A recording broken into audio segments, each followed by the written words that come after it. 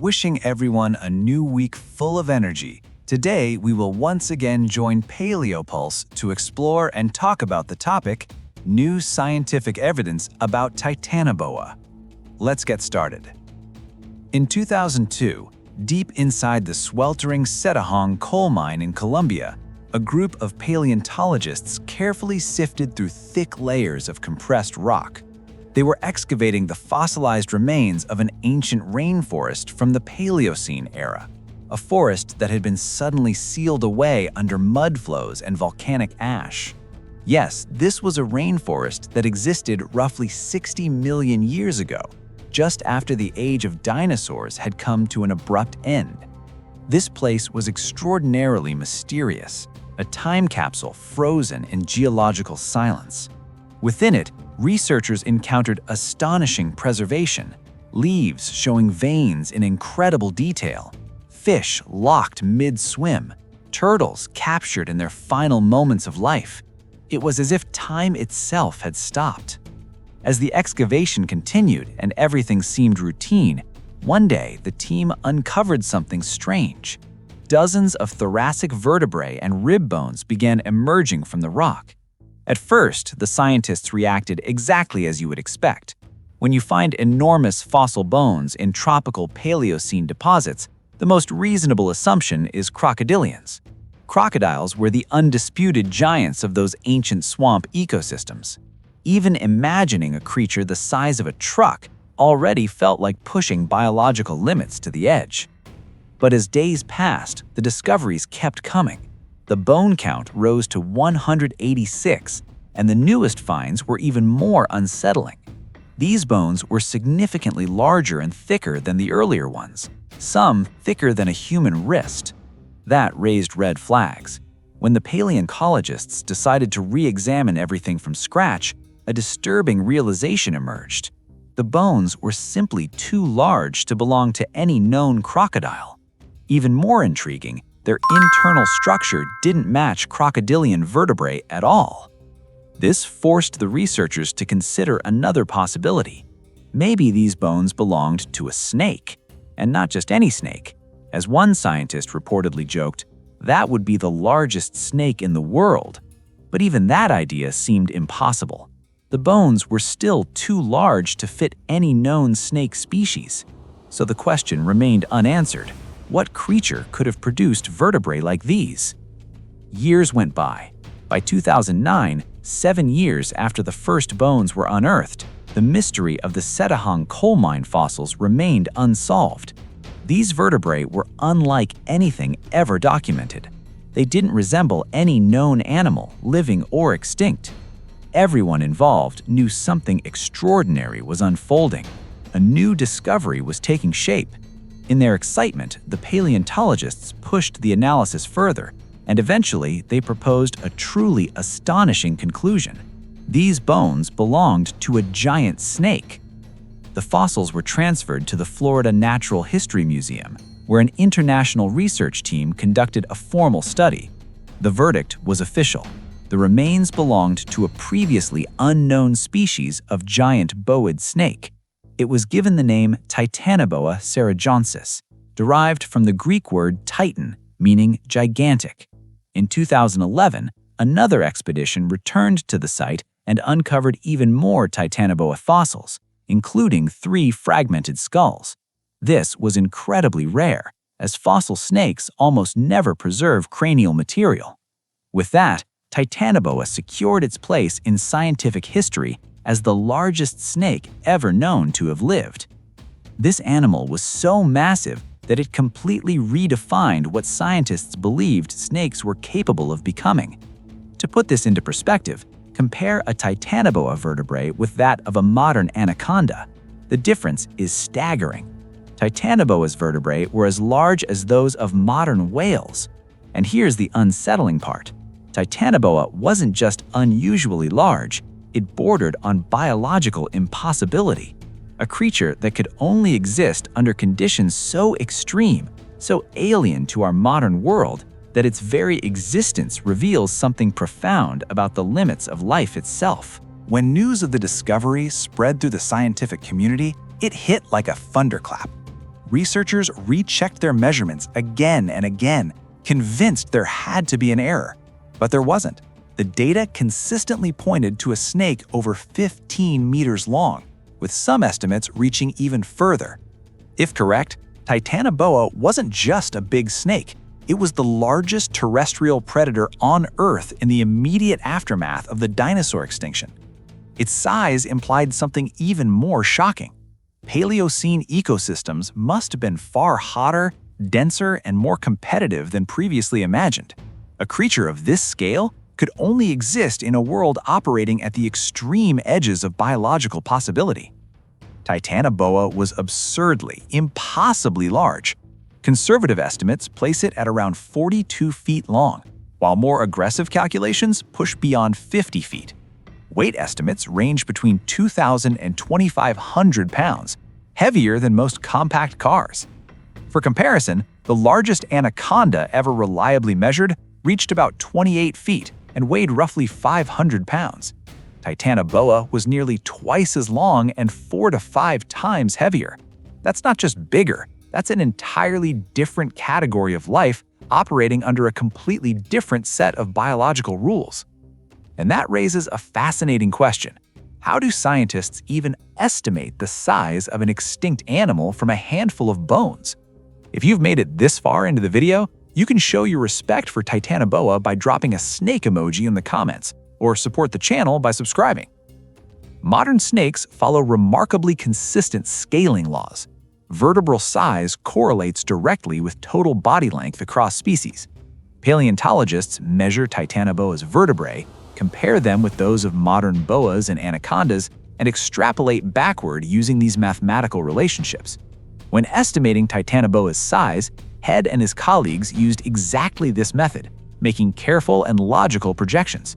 They found that the best preserved vertebrae fit into the ventral series of the spine, near the pre-cloacal region, corresponding to roughly 65% of the total spinal length. Using this framework, the initial estimates suggested a length of about 42 feet and a mass of roughly 2,000 pounds. Later discoveries changed everything. When the skull fragments were found, researchers could estimate size using skull-to-body ratios. Applying modern anaconda proportions to Titanoboa's 16-inch skull revealed that the snake was likely closer to 47 feet long. That required revising its weight upward as well. In 2016, updated equations suggested a maximum weight of around 2,500 pounds. These figures surpassed not only modern snakes like green anacondas and reticulated pythons, but also the previous fossil record holder, Gigantophis garstini from Eocene Egypt. Titanoboa became the undisputed record holder, at least for a time.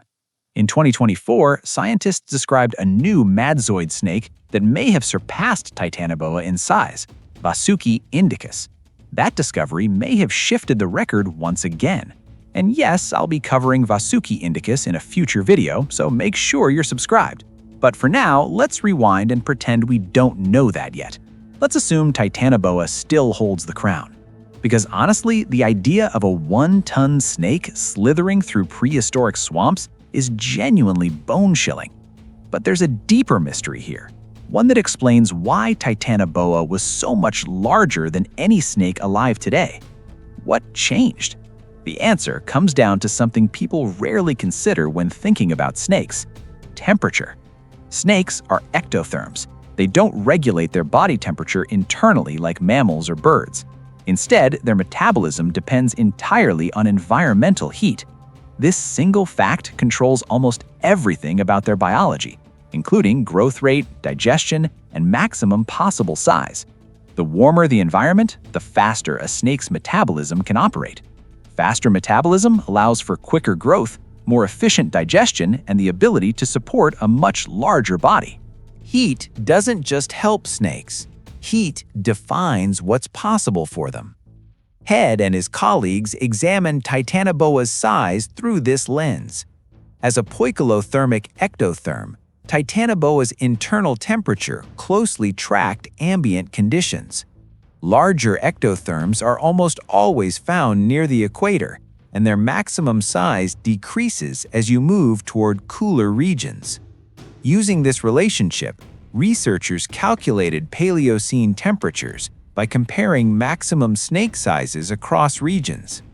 Based on modern anaconda data and neotropical climates, they estimated that equatorial South America during the Paleocene had a mean annual temperature of at least 32 to 33 degrees Celsius, roughly 90 to 91 degrees Fahrenheit.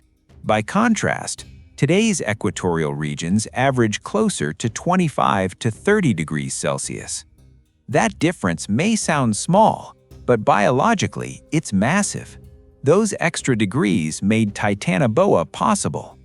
As temperatures dropped over time, snakes were forced to become smaller. For Titanoboa, there were only two possible outcomes. Either it adapted or it went extinct. When scientists uncovered Titanoboa, they weren't just studying a giant predator, they were reading a climate record. Titanoboa functioned like a biological thermometer, pointing to a world far hotter than anything we experience today. This transformed Titanoboa from a curiosity into a window onto an alien Earth, one where reptilian giantism was not just possible, but inevitable. Travel back roughly 58 million years into the Paleocene epoch. Dinosaurs are gone. Ecosystems are rebuilding from scratch, and the tropics are becoming almost unrecognizable by modern standards. Global temperatures were dramatically higher. Northern Colombia likely experienced year-round temperatures above 32 degrees Celsius, with almost no seasonal variation. Imagine a rainforest that never cools down, not at night, not during winter. No ice caps, no seasons. Just relentless, steaming heat across the entire planet. Forests sweated, rivers steamed, life grew large. For cold-blooded animals, heat removed the primary constraint on body size. Ironically, modern tropical rainforests like the Amazon are already pushing the upper limits allowed by current climate conditions. To go beyond that into Titanoboa territory requires a planet turned up several degrees hotter for millions of years. Titanoboa simply could not survive today. Its massive body required extreme heat to sustain the metabolism needed to move blood through 50 feet of muscle. At modern temperatures, the physics just don't work. The fossil site reveals this ancient world in remarkable detail. Layer after layer contains plant fossils indicating lush, humid conditions. Giant turtle shells the size of pool tables suggest abundant prey. Early crocodilian relatives with blunt teeth indicate animals adapted to crushing shells rather than active hunting. This wasn't a fast-flowing river system. It was a swampy rainforest filled with murky, slow-moving water and tangled roots. Visibility would have been terrible, sounds muffled by constant rain and insects. Everything hot, everything wet, everything massive. In this environment, size was an advantage. A giant snake could rest in water, its buoyancy supporting its weight, its body hidden in dark, tannin-stained currents. Heat kept muscles warm and ready, allowing explosive strikes followed by weeks or months of digestion. Titanoboa wasn't an accident. It was the logical outcome of extreme conditions: high temperatures, abundant prey, and a swampy maze perfect for ambush hunting. So how did Titanoboa behave? Initially, scientists assumed it hunted like a modern anaconda, possibly preying on crocodile-like animals. But later studies painted a different picture. Skull anatomy suggested adaptations for a piscivorous diet, including tooth structure and palatal features similar to modern fish-eating snakes. Forget the movie monster image. Titanoboa wasn't a hyper-aggressive land predator. It was too big. 40-plus feet of muscle doesn't move well on land. It drags, it sinks. But in water, physics changes. Titanoboa behaved less like a snake and more like a crocodile. It waited, silent, half-submerged, motionless for hours or days, and when it struck, the force was terrifying. Biomechanical models suggest constriction pressures exceeding 400 pounds per square inch, enough to crush crocodile ribs instantly. At that scale, escape was impossible. Titanoboa's likely prey included giant turtles, early crocodilians, large fish, and possibly small mammals that wandered too close to the water's edge. Water wasn't just its hunting ground, it was its lifeline. Buoyancy supported its massive weight. On land, extended movement would have been exhausting, maybe impossible. Internal organs would compress under its own mass, making breathing difficult and digestion inefficient. Water also helped regulate temperature. In the sweltering Paleocene heat, water allowed Titanoboa to cool slightly while maintaining the metabolic rate required to survive at such enormous size. So when you imagine Titanoboa, don't picture it slithering across land like a mythological serpent. Picture it gliding silently through dark water, eyes barely breaking the surface, waiting. Given how perfectly adapted Titanoboa was, why didn't it survive? The answer is brutally simple. The world changed. After the Paleocene, Earth began to cool, slowly at first, then faster. Global temperatures dropped by several degrees over a few million years. For an ectothermic giant, that shift was fatal. As temperatures fell, metabolism slowed, digestion took longer, movement became sluggish, growth rates collapsed. Titanoboa required enormous amounts of food to maintain its body mass, but slower metabolism made hunting less effective. Prey couldn't be digested fast enough. Over time, Titanoboa essentially starved. Temperature wasn't the only factor. Ecosystems were changing. Mammals were diversifying and growing larger. Being warm-blooded, they remained active in cooler climates and competed more effectively for resources. Meanwhile, the swampy rainforests Titanoboa depended on began drying out. Rivers became seasonal. Dense, humid habitats disappeared. Even its prey vanished. Giant turtles declined. Crocodilians changed. The entire food web collapsed. Titanoboa didn't die from predators or disease. It died because the planet cooled by just a few degrees. That's all it took. And that should make us pause. Climate doesn't just shape ecosystems, it defines the limits of life itself. Titanoboa was a creature that shouldn't have existed, too big, too dependent on conditions that were never going to last. But for around 10 million years, everything aligned. Extreme heat, abundant prey, perfect habitat.